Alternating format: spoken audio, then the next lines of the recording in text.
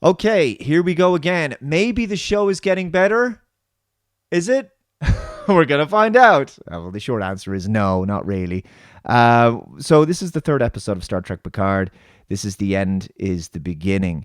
And we open with a scene 14 years ago around the events of the attack on Mars and the whole fallout of the attempted rescue of the Romulan refugees. And Admiral Picard is in uniform, and he's with the character of Raffi. Obviously, they work together. They've been making some proposal to Starfleet about the rescue operation.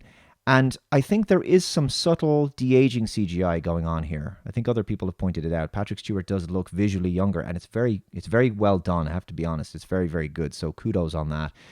Long story short, this is the point where Picard gives in his notice. He decides to tender his resignation, and for whatever reason, Raffi is also fired. I just want to point out that, in my opinion, the uniforms look a little bit on the cheap side, and I don't know why they had to once again introduce new uniforms. And I don't know, maybe that's part of the 25% different design thing, perhaps. They could have made use, I guess, of the Nemesis era, the DS9 TNG movie era uniforms. But I don't know, maybe they want to sell an action figure of Picard in this uniform. Who knows? But at any rate, they've designed the uniforms, redesigned the uniforms again, which is kind of confusing because this is 14 years ago, and we obviously know there's new Starfleet uniforms that we've seen in the previous episodes in current era. So the uniforms have changed over the last 14 years.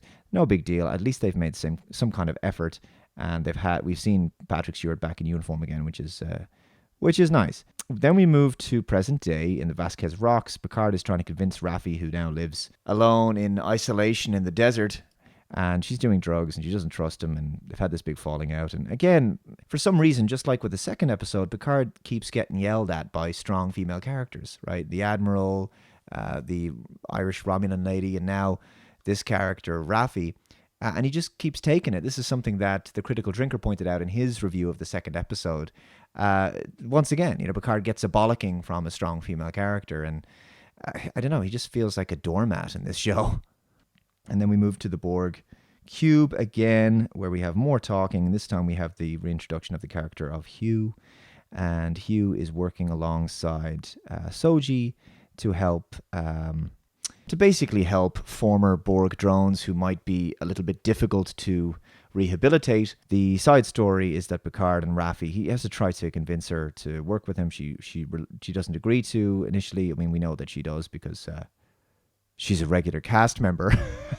But and also we've seen her in the trailers, so this is all a little tiresome. Again, it's just wake me up when it's episode 9 or 10. I just feel like these opening 3 episodes feel like a prologue that's going on too long.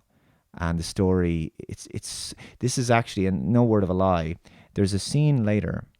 So Picard basically gets this woman's help to get a pilot. But there's a scene later on where Soji speaks to this, she's a Romulan Borg drone, ex-drone. And at that point, my eyes started to close. My eyelids were becoming heavy. I was actually starting to fall asleep. And it's the only episode of Star Trek that I've ever watched where I started to fall asleep because it's just so fucking boring. So there's a scene then in the Daystrom, near the Daystrom Institute in Okinawa, and Commodore O, which I think is hilarious because she comes to see Jurati, and she wants to interview her about her meeting with Picard. And Commodore O is wearing shades. There's something hilarious about Starfleet officer in wearing shades, and she's called Commodore O, and she's with Starfleet Intelligence, and it's just like, it's so Men in Black, It's like Agent M, Agent K, Agent J, whatever. Commodore O. So then back on the Borg cube, Soji is having this conversation with the Romulan lady who's a former Borg drone, and they're talking about some sort of Romulan folklore. Soji's trying to help her develop some mythological framework to help her deal. It's just bullshit. It's just nonsense. And this woman is doing some like tarot cards, modern tarot cards on the table, and this is going on and on and on and on and on. So anyway, Picard finally beams up to what is presumably going to be the primary spaceship of this show, and it's a really ugly looking ship. And I'm not surprised, because since 2009, since the J.J. Abrams movie, the design aesthetics on Star Trek have gone downhill, in my opinion. You saw what they did to the Enterprise in the Kelvin timeline films. And Discovery was no better. I think the ships are not in any way aesthetically pleasing. And now we have this. And it's a great shame, because Star Trek has always had gorgeous looking spaceships. You look at Voyager, Intrepid class, the Constitution class, Enterprise, of course, from the 23rd century, the Enterprise D, Galaxy class from Next Generation, the Defiant, and all the 24th century class ships as well. I'm very fond of the NX-01 from Enterprise from the 22nd century. But there's no memorable designs that stand out since 2009 in modern Star Trek, in my opinion. And just as an example, I mean, look at the second episode of Star Trek Picard. There's a shot above Mars, and there's this fleet of ships in orbit of Utopia Planitia, and they're the most angular, ugly-looking Federation vessels you've ever seen, and they don't look anything like the ships that we're familiar with from the late 23rd century on Star Trek from the other shows. So Picard beams up to the ship where this pilot is going to be. It's all very confusing, because the pilot has a couple of holograms on his ship, like an EMH, emergency medical hologram, and an ENH, an emergency navigation hologram, and they're identical to him. So that was confusing, because I thought, is that two different actors or it's the same actor? It's the same actor, right? It's the same actor. And it is the same actor, but his hair is done differently.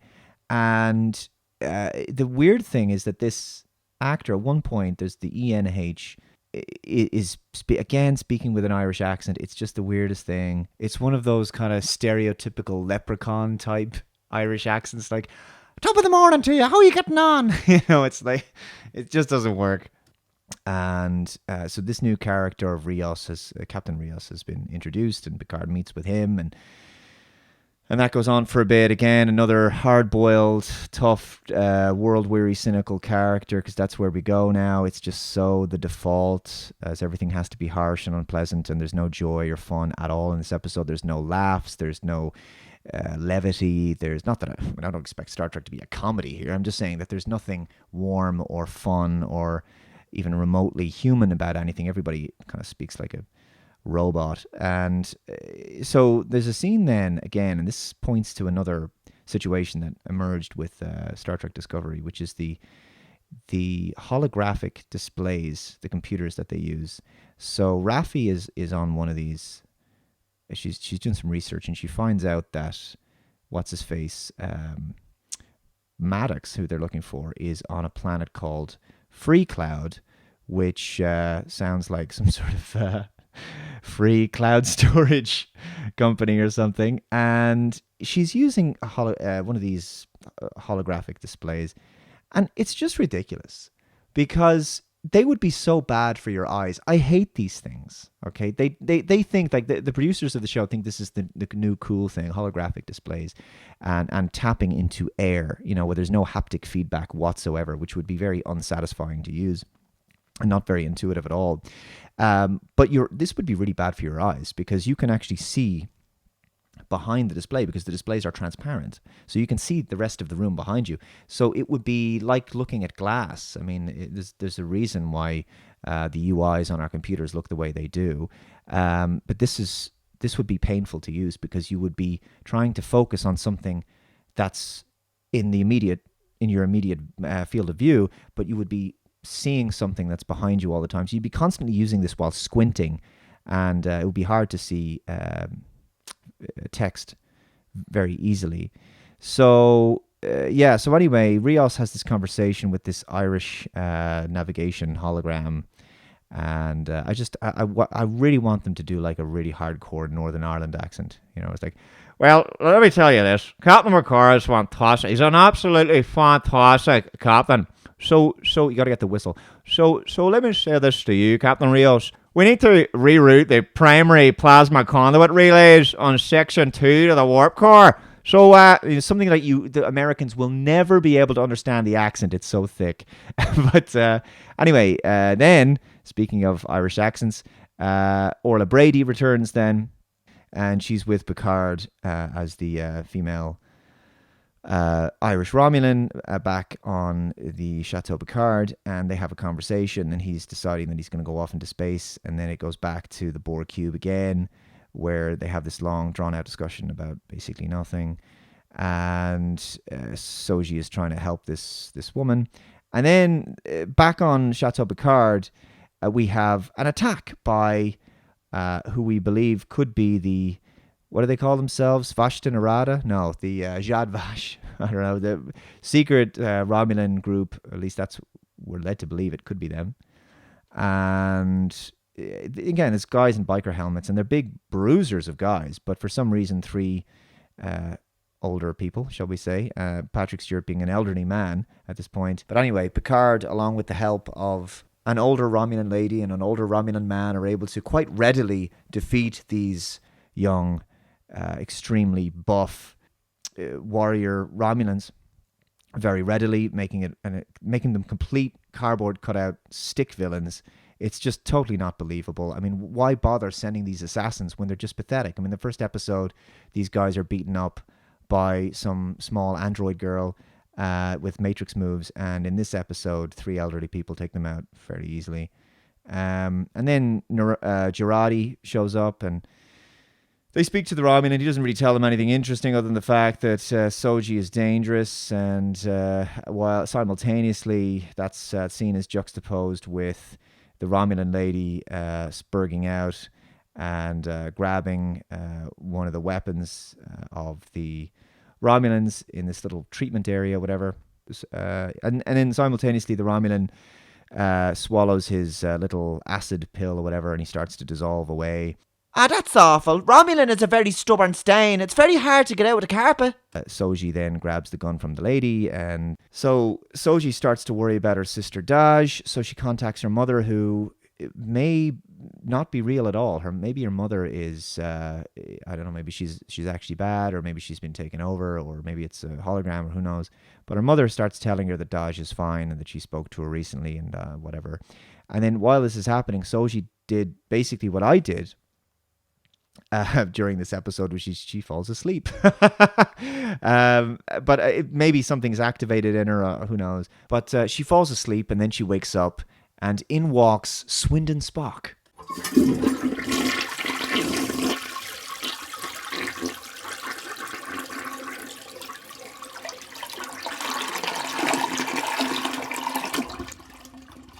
Hello.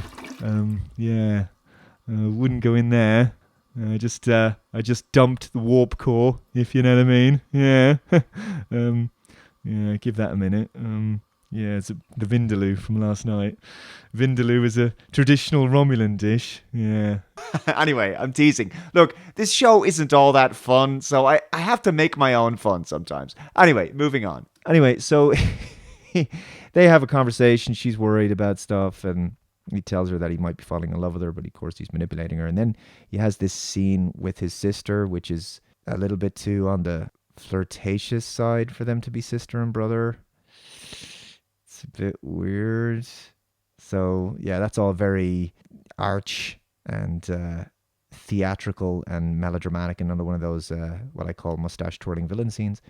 And then basically Picard goes off to the ship, and Raffi, of course, agrees to tag along, and Picard is accompanied by Girardi. And then Picard gives the word. He says, "Engage!" And the ship flies off. They're going to go to Free Cloud, which sounds...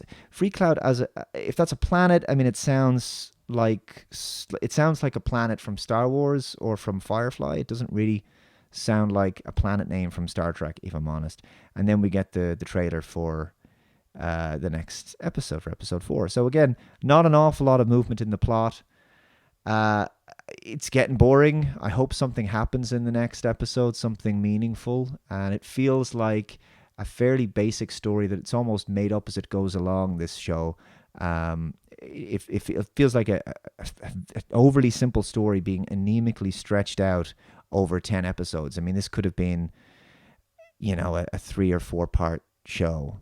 That's the sense that I get, because definitely you could scrap episode 2 completely. You could skip that episode and go from episode 1 to 3, and you really wouldn't have missed much. All you need is to watch the previously and watch that little opening, and then that's it. You missed nothing if you missed episode 2, and that's a bad thing for a mini series like this. That there's some episodes that are just completely forgettable, and this one was really boring. Anyway, that was my first reaction to this episode, and I just wanted to give you my thoughts. Let me know what you think in the comments below. I will continue to watch until the show ends, because I'm still hoping that, look, I loved the character of Picard. I loved Star Trek The Next Generation. I don't like where Star Trek is at the moment. I really hope that the rumors about Seth MacFarlane potentially bidding with NBC for the Star Trek, I don't think any of that's true, but if it was true, it would be great, because I think he'd be great for the franchise, because he's doing great things with the Orville, although I'm not a fan of his politics, generally speaking, but I do think he's very creative, and I think he'd do wonders for the Star Trek franchise if it was all true. But for now, we're stuck with this Star Trek, and that's very disappointing. Hopefully things will pick up, but episode 3 was another non-event.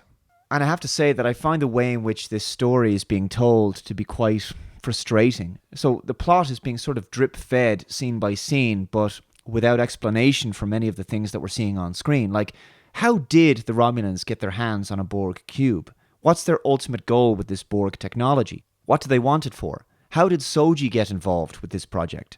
How did Hugh get involved with it? What does he want? How does any of this tie into the rest of the plot about synthetics? Also, are the leaks true? Spoiler alert. Is Narek, who I call Swindon Spock, is he really a Borg sleeper agent? Which would be ridiculous if it's true, because as some people have pointed out in the comment section of my video on the Star Trek Picard leaks, the Borg are not the Cylons from Battlestar Galactica.